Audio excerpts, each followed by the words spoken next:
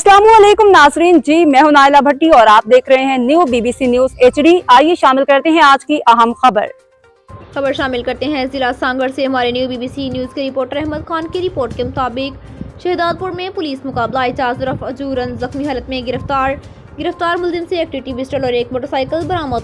सांगड़ तफसीरात के मुताबिक SHO शहदादपुर जुल्फकार अली पाही मातहत अमले के हमरा मामूल के गश्त पर थे कि विरानी रोड था वाटर मोरी के नजदीक 3 मसले अफराद को जुर्म की नीयत से खड़े देखा। पुलिस की तरफ से मुलजमान को ललकारे जाने पर मुलजमान ने रोड से उतरकर पोजीशन संभाल कर पुलिस पर सीधी फायरिंग शुरू कर दी। क्रॉस फायरिंग के नतीजे में एक मुलजिम जिसकी शनाख्त इजाजरफ अज्जू व मोहम्मद मकशरंद के नाम से हुई, जख्मी हालत में गिरफ्तार कर लिया गया है, जबकि इसके 2 साथी रियाजरंद और लाइकरंद मौका से फरार होने में कामयाब हो गए। गिरफ्तार